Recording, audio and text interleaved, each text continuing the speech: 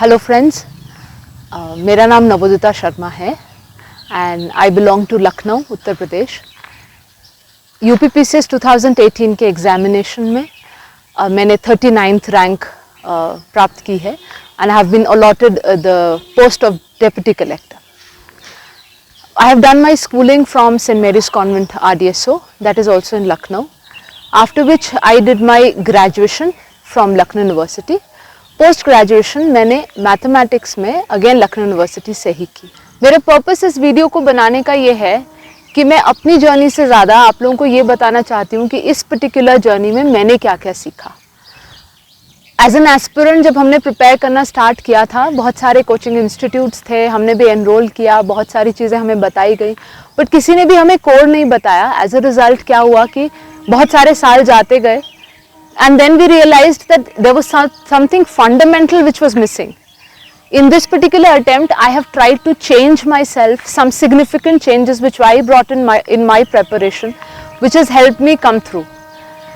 मैं आप लोगों को honestly बताऊंगी and I hope कि शायद इसमें से कोई एक चीज़ या दो चीज़ आपके काम भी आ सके। ठीक है, तो हमारा जो वीडियो होगा वो एक certain organization में रहेगा। First and foremost, I'll let you know about the prelims, which is the first part of the exam. Second is mains, जिसके बारे में मैं majorly इस वीडियो में बात करूंगी, and third will be my interview section. इस particular वीडियो में जो चीज़ें हमने अपने दौरान significantly change की थी वो मैं इसमें बताने की कोशिश कर रही हूँ। First and foremost, जब भी आप एग्जाम को देते हो, the demand of the exam is the most important thing. As in, if on the D-day I am going to write an answer, that means I need to practice an answer. This is for sure. Second thing that I want to point out is you need to catch hold of the low-hanging fruits. UPPCS का अगर आप लोग paper देखेंगे तो awards, indexes, reports, ठीक है, बहुत सारे questions census पे से इस तरह से questions आते हैं. So what you need to do is आप इसके snippets बना लो and again revise them. One, इस तरह का जो भी question आता है takes a matter of seconds for you to mark, so time में बहुत कम होगा. Second, accuracy level will increase to a large extent. So this has to be done for your prelims. Second thing which you have to do is जब आप prelims को कर रहे हो, please have a differentiation of time with respect to 60-40. 60-40 मैंने क्यों बोला? Because जब आप objective type questions practice नहीं करोगे तो वहाँ पे आपको knack of question answering नहीं आएगा। ठीक है, तो आप क्या करेंगे कि 60% of the time you will solve questions and 40% of the time you will go ahead and you will do revision of all that you have been unable to answer. एक छोटा सा एग्जाम्पल देती हूँ। आप दिन में 2 पेपर्स लगाइए, उन 2 पेपर्स को आप लगाएंगे, ठीक है, at least 2 hours for each paper. I would suggest आप कोशिश करें and try to do those papers within 1 hour 40 minutes और within 1 hour 30 minutes. In the rest of the time you will check the paper. ठीक है, आपने उस paper को check किया, please mark them clearly which all questions were incorrect. Okay, and then go back and revise. So this is referred to as reverse engineering. Whichever questions were incorrect, now this paper will turn out to be a content for you. वहीं के वहीं आप याद कर लीजिए instead of searching for something जहाँ पे आप नया जाके याद करेंगे. पेपर में आपकी प्रैक्टिस भी हो गई, सेकेंड पेपर में आपका कंटेंट जो है वो सॉलिडिफाई भी हो गया. जब आप पेपर सॉल्व कर रहे हैं तो मैं अपने एक्सपीरियंस से ये जानती हूँ, there is something referred to as a technique referred to as red. Red कैसे है? हम रिवर्स चलेंगे. First D, I do a certain set of questions, okay, that is my question papers. E, with every question that I am doing I need to master the technique of elimination. Elimination बहुत important है, because आपको अगर ये नहीं भी पता है कि क्या सही आंसर है, आप वहां तक आ सकते हो बाय नोइंग कि क्या क्या गलत आंसर है. This is also referred to as logical deductions. Clear everyone? Okay, अब हम लोग क्या करने वाले हैं, जो मैंने अपने पेपर में किया, the next is read, revise. तो आफ्टर आई नो कि अच्छा ये क्वेश्चंस मेरे गलत हो गए थे, I revised, then the loop will go on. First I do questions, then I eliminate, then I revise. That is the way I did prelims and I feel कि most of the teachers, most of the people don't tell us this. And so I will emphasize कि आप अपने prelims में इसको करके देखिए, you will very well be able to clear prelims. Prelims is not an exam of your intelligence, it's an exam of quick decision making, one. Second, logical deductions, and third is factual knowledge. As far as sources go, I will not devote much time because generally आपको sources पता होते हैं, but still just to tell, polity में आप लक्ष्मीकांत ले सकते हो. For economy, there can be current economy that can be done from study for civil services. Basic economy के लिए बहुत सारे online forums हैं, आप वहाँ से देख सकते हैं. Your specific NCERTs are also of good use. ठीक है. History के लिए Spectrum is a good book. For environment, you can go ahead and you can do your questions from Shankar IS. ठीक है. कल्चर के लिए again Nitin Singhania is more than sufficient, but I will again concentrate because आप UPPCS कर रहे हो. Please be very thorough with the past 1 year current. UP specific के लिए भी आपको प्रैक्टिस करनी पड़ेगी बिकॉज यूपी के पेपर में आपसे यूपी पूछा जाता है बहुत ज्यादा. इसके लिए भी आप स्टडी फॉर सिविल सर्विसेज का वीडियोज उठा सकते हैं and you can do them. Okay, this was all that I wanted to tell about prelims. Please try and understand, जो डी डे करना है वही रिहर्सल करना है. That means you need to do the papers at home in an environment of time. एक छोटा सा example है, अगर जैसे माइकल फिलिप है, उनको स्विमिंग करनी है, तो if he would read it from the books और he would ask people, he won't be able to swim. He has to enter the pool, kick his hands and legs and then start swimming. Same applies to the exam. Let me talk about first part, which is the prelims. Mind you, prelims qualifying है, merit नहीं है, इसलिए हमें qualify करना है. ठीक है. Fundamentally अगर आप देखेंगे prelims के format में, तो you will have 7 fundamental subjects, name being polity है, economy है, culture है, history है and so on. ठीक है. उसके साथ साथ UPPCS में बहुत important fact है current affairs का. ये एक ऐसा सेगमेंट है जिसमें से बहुत सारे क्वेश्चंस आते हैं, 150 क्वेश्चंस में से. So what I will suggest to you is, first and foremost आप अपने सोर्सेज को डायग्नोस कर लो एंड उन सोर्सेज पे कॉन्सेंट्रेट करो. प्रीलिम्स का मैं इसलिए भी बता रही हूँ बिकॉज नेक्स्ट 1 मंथ में आपका यूपीपीसीएस का प्रीलिम्स होने जा रहा है. ठीक है, अक्टूबर में. तो current affairs plays a very important role. उसके लिए मैंने पर्सनली जो फॉलो किया था वो स्टडी फॉर सिविल सर्विसेज का फोरम था. यहाँ पे इन लोगों ने पापा वीडियोस के फॉर्म में बहुत सारे वीडियोस बनाए हुए हैं करंट अफेयर्स के. मंथली भी क्वेश्चन आंसर फॉर्मेट में दे रखे हैं विच वॉज वेरी यूजफुल. ठीक है, तो आप वहाँ से करंट को कर सकते हो. Please again and again I will focus on the word known as revision. आपको अपने जो भी फंडामेंटल कोर सब्जेक्ट्स हैं उनको बार बार रिवाइज करना है. उसमें आप फॉल्टर नहीं कर सकते. अगर आप उसमें फॉल्टर कर रहे हो तो मतलब भाई वो एक फंडामेंटल बेसलाइन से नीचे जा रहे हो, तो बार बार आप उसे रिवाइज करो. Prioritise your content. मतलब ऐसा नहीं है कि आप सिर्फ एक मिडीवल और एंशिएंट के पीछे लगे रहो थिंकिंग द फैक्ट कि हिस्ट्री में बहुत ज़्यादा क्वेश्चंस आते हैं. You need to have a wide horizontal coverage. ठीक है, तो अपने कंटेंट को प्रायोरिटाइज कर लो वहाँ पे.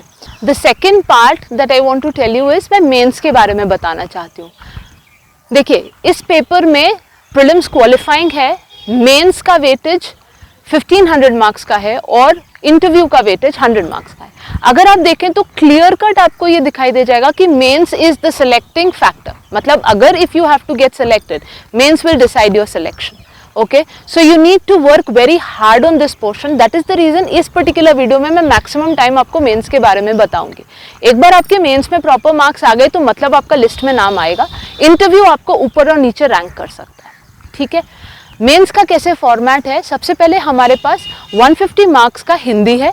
ठीक है, फिर 150 मार्क्स का एसे है, 200 मार्क्स के 4 हमारे पास जीएस के पेपर्स हैं और फिर हमारे पास 400 मार्क्स के 200 ईच ऑप्शनल है. So if you would total that you will find कि 1500 मार्क्स का इंटायर हमारा मेंस का पेपर बैठता है.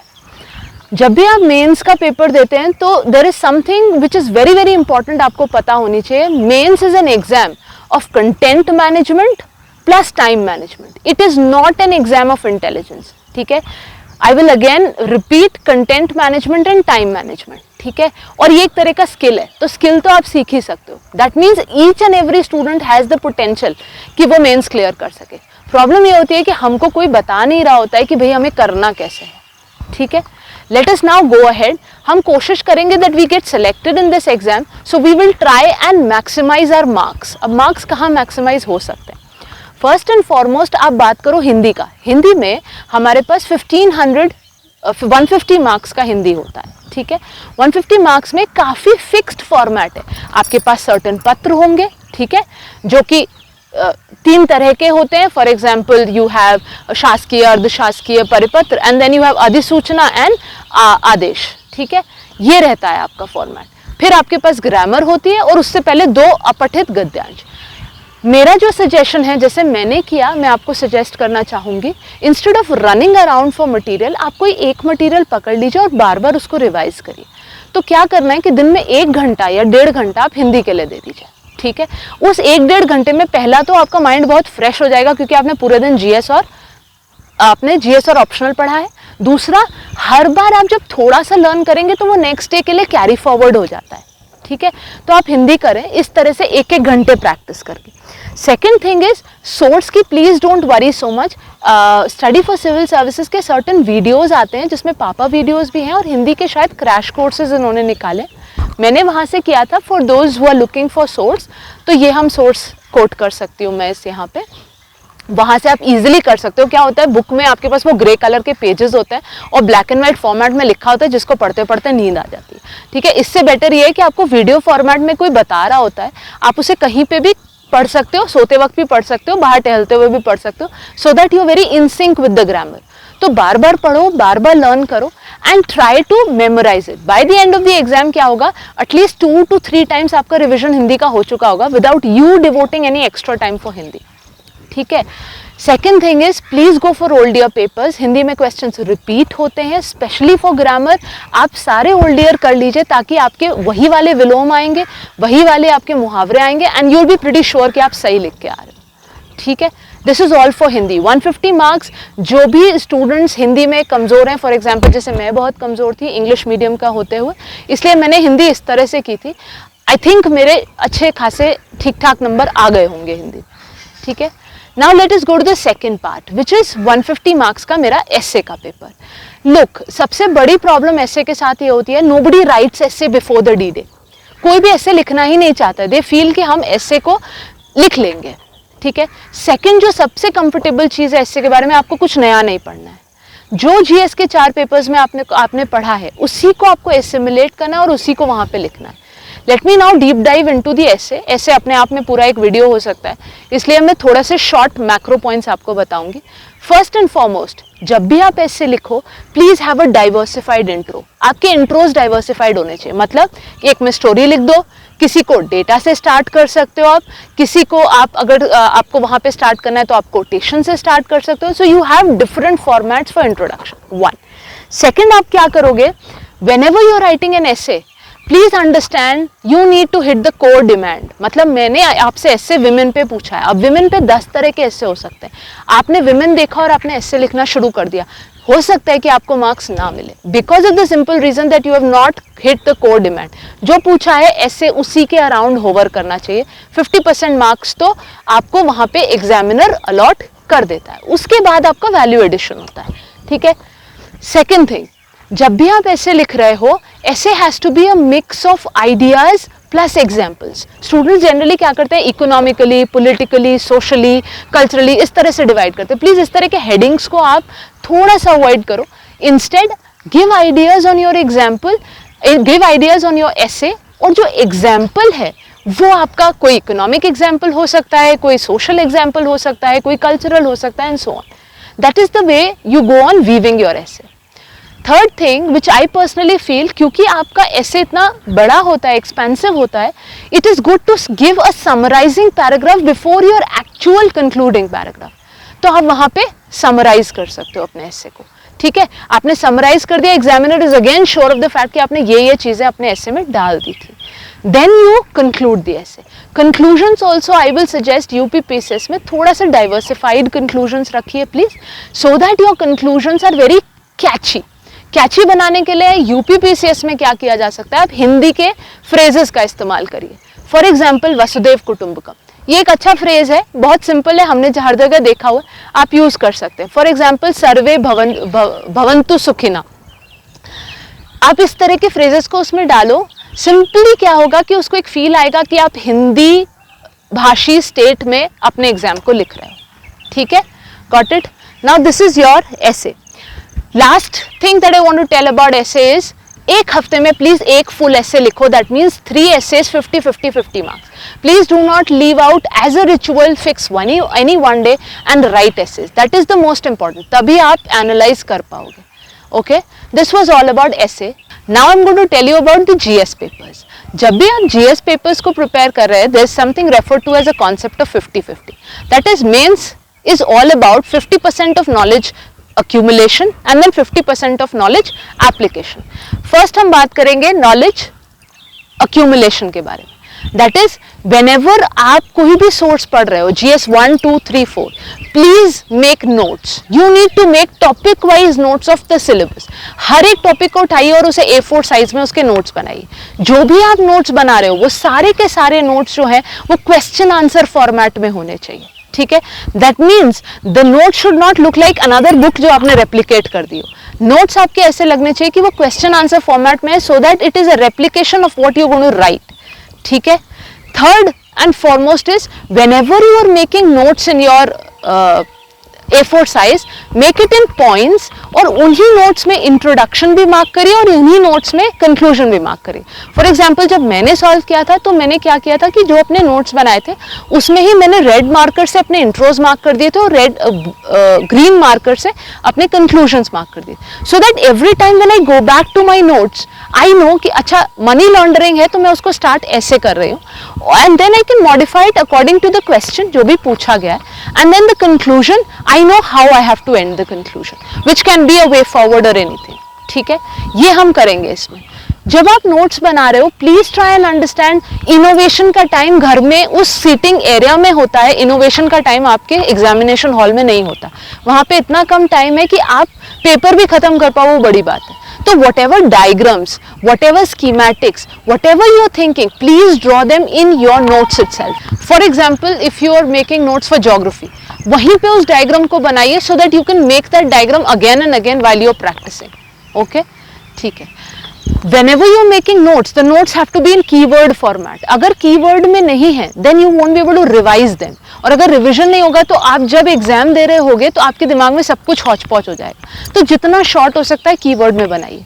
मैं इसका एक छोटा सा एग्जाम्पल देती हूँ, how to bifurcate and how to make notes. For example, एक क्वेश्चन है आपका और टॉपिक है RTI का, पेपर 2 का टॉपिक है. आप इसको कैसे बनाओगे? फर्स्ट एंड फॉरमोस्ट, RTI क्या है? सो व्हाट ऑफ RTI हो गया. सेकंड, अगर उसमें कुछ बैकग्राउंड है तो वो आप बैकग्राउंड दे दो. फॉर एग्जांपल, मजदूर शक्ति संगठन, ठीक है, आपने उसमें डाल दिया उसको.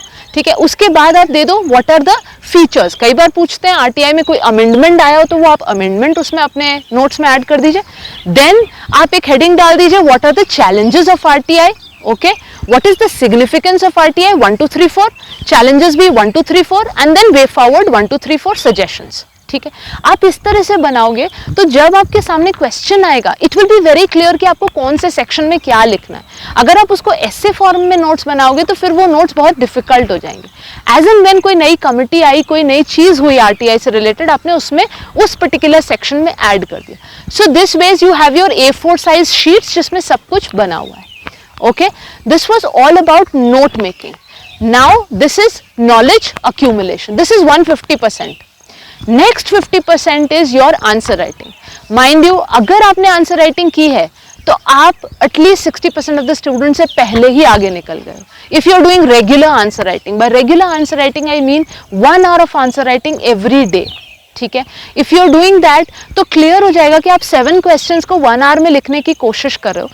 Best would be if you can write 1.5 hours, simply because of the fact that by the time you have written 1.5 hours आप थक चुके होगे. एक mental fatigue आएगा, एक आपके पास stress level आएगा जिसमें आप you will be pushing your mind to think a lot.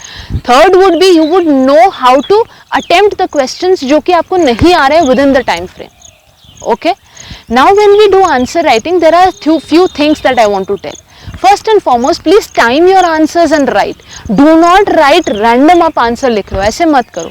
There are 8 markers, there are 12 markers. 8 markers 7 minutes, 12 markers 10 minutes. ठीक है, इसमें भी आप further bifurcation of time करो. ठीक है, then only you will be able to write a proper question. For example, अगर 7 minutes हैं और आपके पास एक question आ गया, say you have a question on what are the challenges posed by the problem of insurgency, or what are the reasons of insurgency in India and what are the solutions. Now this is a very probable question simply because of the fact कि UPPCS में थोड़ा सा straight forward पूछते हैं as compare to UPSC। आप क्या करोगे, जब आप इस क्वेश्चन को पढ़ रहे हो वहीं के वहीं आप मार्क कर लो, गोला कर लो, पार्ट 1 पार्ट 2, यानी आपको अपने टाइम को 2 पार्ट्स में डिवाइड करना है। अगर आपका 8 मार्कर है तो आप 7 मिनट्स में 1 मिनट इंट्रो कंक्लूजन को दो, बाकी 3 मिनट फर्स्ट पार्ट को दो, 3 मिनट सेकंड पार्ट। जैसे 3 मिनट खत्म होते हैं, आपने चाहे 5 पॉइंट लिखे हो चाहे 10 पॉइंट लिखो, please leave it and go to the next part because the examiner has marks divided between the two. You have to do this at home. You need to practice it. It is very important to time your answers. Second thing that you have to do while you are making your answer writing formats, you need to attempt all questions and finish the paper. कोई question सिर्फ तभी छूट सकता है जब वो technically आपको ना आता हो और आपको ब्लफ करना पड़े, तब आप उसे भले ही छोड़ दो क्योंकि वो कोई टेक्निकल टर्म, वरना कोई भी क्वेश्चन जीएस में, it's a general studies paper, ऐसा नहीं आता जिसमें आप इंटेलिजेंटली एप्लीकेशन बेस्ड आंसर ना लिख सको। So please attempt the entire paper, you need to finish the paper. Those who are getting selected, most of them have finished the paper and that makes a difference. After you finished your paper, the third thing that comes up is, उस answer में लिखेंगे क्या, तो content क्या होने वाला है। Okay, now here comes the main role of your notes. Whenever you are writing the content in your answers, points are very important. Not just the quality of the points is important, but also the quantity of the points are important. ठीक है, आपने 2 बहुत अच्छे quality के points लिख दिए और वहीं पे आपके कंपैरिजन में कोई और स्टूडेंट है जिसने एक बहुत अच्छा क्वालिटी का पॉइंट लिखा है और 4 या 5 और रेलेवेंट पॉइंट लिखे हैं, मतलब that makes it 6 points that he has written and 2 points that you've written. You will yourself know कि उसको ज़्यादा मार्क्स मिलेंगे। ठीक है, तो please try and understand, don't run after बहुत ही एक्सीलेंट क्वालिटी के पॉइंट्स हो, नहीं ऐसा नहीं है। It has to be a balancing act whereby you need to give very core points as well as relevant points. ठीक है, तो play the game of quantity along with quality, this is very important in your answer writing. ठीक है, जब भी आप answer लिख रहे हो, intro body conclusion, intro body conclusion, ये एक रिचुअल होना चाहिए कि भाई मैं हर एक आंसर को जिसको लिखूंगी उसको इसी फॉर्मेट में। मैंने चेंज किया और मुझे इससे फायदा मिला है, इसलिए मैं आप लोगों को ये बताने की कोशिश कर रही हूँ। जब भी आप इंट्रोज लिखो, इंट्रोज 3-4 तरह के हो सकते हैं। कोई टेक्निकल टर्म है, फॉर एग्जाम्पल सरोगेसी, आप उसे डिफाइन कर दो। कोई नॉर्मल सा टर्म है, ठीक है, जैसे कि what are the problems of women in the present age society, अब इसमें कुछ डिफाइन तो कर नहीं सकते, आप डेटा डाल सकते हो। ठीक है, तो second type could be a data.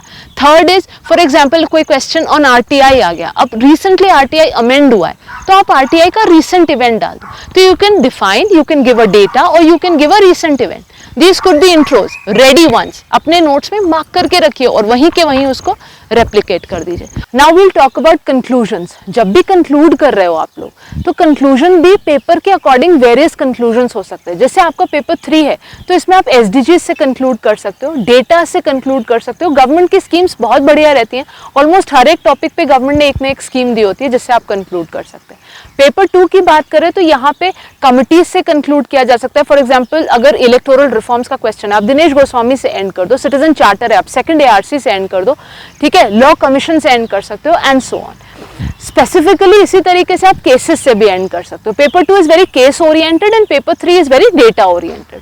इस तरह से आप डिफरेंशिएशन कर सकते हैं। When it comes to paper 1 can again be ended with respect to if it is a society, then you can put forward and give some good practices which are there. Conclusions जब भी आप दे रहे हैं तो it is nice to give examples also. These examples can come from best practices. आप कुछ international best practices ले सकते हो, जैसे कि आपका ब्राज़ील का प्रोग्राम है बोल्सा फैमिलिया, ठीक है, आपके पास इंडियन एग्जाम्पल्स हो सकते हैं, नीति आयोग की वेबसाइट है उसमें बेस्ट प्रैक्टिसेस दिए हुए हैं। ठीक है, आप उन बेस्ट प्रैक्टिसेस को लेके वहां से अपने कंक्लूजन्स को बना सकते हैं। That will give a very varied and unique kind of conclusions. This was all that I wanted to tell about paper 1, 2 and 3. Now I am going to talk about ethics. वैसे तो ethics अपने आप में ही काफ़ी बड़ा topic है, लेकिन यहाँ पे मैं शॉर्ट में बताने की कोशिश करूंगी। एथिक्स में आपको क्या करना है, सबसे पहले ये ध्यान रखना है कि एथिक्स एक पेपर 4 क्यों बनाया गया, मतलब वो रेस्ट ऑफ द पेपर जो 3 पेपर्स हैं उनसे अलग है। सो एथिक्स इज नॉट पेपर 2 और पेपर 3 और paper 1, ethics is separate. For example अगर कोई करप्शन का क्वेश्चन है तो वही आंसर करप्शन के लिए पेपर 2 का अलग होगा और पेपर 4 का अलग होगा। That is the reason you don't have to write your answers. अपने किसी भी आंसर को पेपर 2 के या जीएस की तरह मत लिखिए, प्लीज उसे एथिक्स के फॉर्मेट में लिखिए, तभी वो एथिक्स का आंसर लगेगा। यही रीजन होता है कि कई बार स्टूडेंट्स के एथिक्स में बहुत ही ज्यादा कम मार्क्स आ जाते हैं, गिवन द फैक्ट कि उनके पेपर 2 और पेपर 3 में तो अच्छे मार्क्स आ रहे हैं।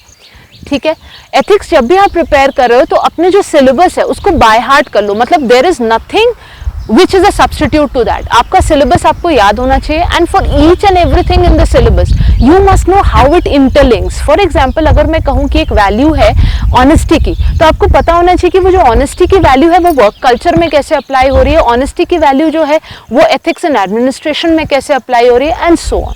ठीक है, Whenever you're writing your answers, values हैं जैसे, आप प्लीज उनके definitions, जो proper definitions हैं उनको याद कर लीजिए। इतने डिफिकल्ट नहीं होता याद करना, प्लीज उसे एज इट इज याद कर लीजिए और उसके साथ एग्जाम्पल्स लिखिए। अब इन एग्जाम्पल्स में दो तरह के एग्जाम्पल्स होंगे, एक आपका अपना पर्सनल एग्जाम्पल होगा to give it that touch, और कई बार वो लोग सीधे पूछ लेते हैं what in your life did you do regarding this. ठीक है, तो वो पर्सनल एग्जाम्पल होना चाहिए आपका। सेकेंड एक ऐसा एग्जाम्पल होना चाहिए जो कि नॉर्मल डे टू डे में वर्ल्ड लेवल पे हो। ठीक है, तो दो एग्जाम्पल्स हो गए, एक पर्सनल हो गया, एक करंट अफेयर्स बेस्ड हो गया।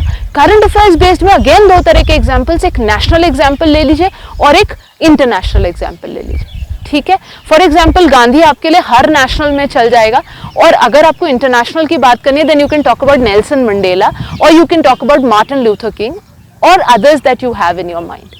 ठीक है, after that what you have to do is, जब भी आप केस स्टडीज लिख रहे हो तो केस स्टडीज में कुछ चीजें हैं जो बहुत इंपॉर्टेंट है। अपने जो थिंकर्स हैं प्लीज उन्हें वहां पे आप एडजस्ट करने की कोशिश करो या उनको अप्लाई करने की कोशिश करो। जैसे कि कांत है, उसको आप लगाइए, राइट्स और मीन्स का आपको डिलेमा दिख रहा है, please go ahead and write the name of the philosophers, तो नाम वहां पे लिखिए फिलोसोफर्स के, अच्छा इंप्रेशन पड़ता है। सेकंड, जब भी आप कोई केस स्टडी करो इट्स वेरी इंपॉर्टेंट कि आप अपने कॉन्स्टिट्यूशन को अपनी एक बाइबल मानो, मतलब at the end of the day आप एक सिविल सर्वेंट बनने वाले हो और इंडिया में कॉन्स्टिट्यूशन से बड़ा कोई भी डॉक्ट्रिन, कोई भी बुक नहीं है। And as a civil servant, you are accountable to only one thing in this world, and that is the constitution of the land, which is the constitution of India for India. ठीक है, तो please उसका mention करो, उसके कोई ना कोई substance को bring it forward in your answer, it gives a very good impression. Third is clarity. Case studies में बिल्कुल क्लियर माइंडसेट चाहिए। अगर आप ड्विंडल कर रहे हो और कंफ्यूज्ड हो, सामने वाला समझ जाएगा कि आपका एथिकल फैब्रिक कहीं ना कहीं डिस्टॉर्टेड है। प्लीज ऐसा करने की जरूरत नहीं है, बिल्कुल क्लियर आंसर्स होने चाहिए। No need to fill pages, 4 पन्ने 5 पन्ने दिए आप सब भरे जाओ, ऐसे मत करिए। अकॉर्डिंग टू द वर्ड्स आप लिख सकते हैं। एथिक्स में सेकंड चीज ये भी बहुत अच्छी है कि as compare to the GS जहां पे आपको 150 और 250 लिखना होता है, एथिक्स में यू हैव अ 125 एंड अ 200, तो नंबर ऑफ क्यूमुलेटिव वर्ड्स जो आपको लिखने हैं वो भी कम है। So it is very important that you finish the paper in ethics. Theoretical as well as case studies both are important. ऐसे मत करिए कि आप सिर्फ केस स्टडी प्रैक्टिस करते रहे। एनीवेज यूपीपीसीएस में केस स्टडीज जो होती हैं वो अपने आप में कम आती हैं, शायद 2 या 3 ही केस स्टडीज आती हैं। तो please devote a lot of time to your theory also and practice it. Ethics में paper completion is very very important. Please keep your answers original. It is not very great कि आप 10 coaching institutes के answers को पढ़ें और उनसे matter लें। It will be good that आप फंडामेंटल एथिकल पॉइंट्स को समझ के अपने आंसर को फ्रेम करें। I think that will help you out a lot. ठीक है, तो you can go ahead and do this. Ethics में भी answer writing is one of the most important concept. 50-50 will go here also. Mains answer writing आपको ethics में भी करनी है। Please evaluate. कोई टेस्ट सीरीज ज्वाइन करनी है, अगर आपको टेस्ट सीरीज ज्वाइन कर लीजिए। टेस्ट सीरीज नहीं है तो आप किसी अपने फ्रेंड वगैरह से एनालाइज करवा सकते हैं। अगर वो भी नहीं है तो उन क्वेश्चंस को लिखिए जिनके आंसर्स ऑलरेडी अवेलेबल हो। पास्ट ईयर के मॉक्स ले लीजिए, जैसे फॉर एग्जांपल मैंने अपने केस में विजन के मॉक्स लिए थे और उनको यूपीपीसीएस फ्री मटेरियल पे वो पड़े हुए थे, वहां से मैंने ले लिए थे। घर बैठ के I use to write and then I use to compare कि अच्छा क्या है जो मैंने अपने आंसर में नहीं लिखा है। कुछ ओरिजिनल चीजें मिल जाती हैं, कुछ यूनिक चीजें मिल जाती हैं जो वहीं के वहीं आपको हेल्प कर देती हैं। Again your answer writing will turn out to be a content session. As a result, you can learn from the answers that you have written. I think all this will help out in mains answer writing. Please go ahead in the right direction. Mains is the decisive factor. Just the last thing that I want to mention about mains is, आप जब भी अपना mains का syllabus घर पे prepare करते हो, optional prepare करते हो और ये प्रिपेयर करते हो जीएस, नेक्स्ट डे रिवाइज करो, जो आपने पढ़ा है उसको रिवाइज करो। प्लीज डोंट वेट कि मैं संडे को रिवाइज करूंगा या नेक्स्ट में उठाऊंगा तब रिवाइज। हर दिन सुबह के 3 घंटे आप उसे रिवाइज करो, आप खुद देखोगे कि आपको 60% से ज्यादा रिकॉल नहीं हो रहा है। Go back and then read it out again. Revise करने का भी तरीका है, आप प्लीज अपनी जो बुक है उसको क्लोज कर दो एंड देन सिर्फ कीवर्ड में एब्रिविएशंस में रिवीजन करो। जितना इमीडिएट मेमोरी में होगा एक्चुअली में आप उतना ही पेपर में लिख पाओगे। Then go back to your book and find out आपने क्या क्या गलत था या क्या क्या आपने नहीं याद आया। माइंड यू, जो भी क्वेश्चंस हमारे पेपर में गलत होते हैं दे आर द वंस जो हमें हमेशा याद रहते हैं। यानी जो चीज हम याद नहीं कर पाए वो जब हम याद करेंगे तो वो हमें एंड मोमेंट भी याद रहेगी। इसलिए आप प्लीज रिविजन करिए, revise again and again. The more solid it is in the memory, the more confident you are to write the paper. ठीक है, I think that will be all for mains answer writing and for mains. अब मैं interview के बारे में बात करूंगी अपने वीडियो में। इंटरव्यू जो फेज है ये एक्चुअली में बड़ा ही अकम्पलिशमेंट का फीलिंग आता है जब मेंस के रिजल्ट अनाउंस होता है और उसमें आपका नाम होता है और आपको इंटरव्यू देना होता है। यूपीपीसीएस का जो इंटरव्यू है वो 100 मार्क्स का है। प्लीज माइंड इट दैट जो आपका इंटरव्यू है इट्स अ पर्सनालिटी टेस्ट। इसमें आपकी नॉलेज की टेस्टिंग नहीं हो रही है। नॉलेज ऑलरेडी वो 1500 मार्क्स में आपका टेस्ट कर चुके हैं। They know that you are good enough as a candidate for the post that they are thinking of. तो आप इंटरव्यू में क्या करेंगे, यूपीपीसीएस में कोई डैफ नहीं होता। फर्स्ट एंड फॉरमोस्ट आपका जितना भी अपने बारे में चीजें हैं, फॉर एग्जांपल एकेडमिक बैकग्राउंड हो गया, आपकी प्रोफाइल हो गई अगर आप जॉब करते हैं तो, ठीक है, एक्स्ट्रा करिकुलर्स हो गए, इस सब से आप क्या करेंगे कि अपने लिए एक छोटा सा mini डैफ for your own self बनाएंगे। इसमें अगेन हम रिवर्स इंजीनियरिंग करेंगे। जब आपका डैफ बन जाएगा, हर एक चीज जो आपके डैफ में मेंशन्ड है उसके लिए आप क्वेश्चंस बनाइए।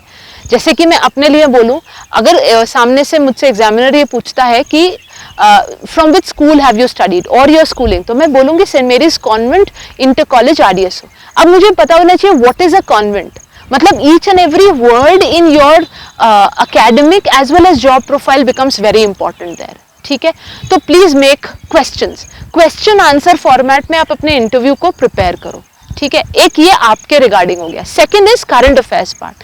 Current affairs part can be easily done through the various portals जो करंट अफेयर्स पे अवेलेबल है।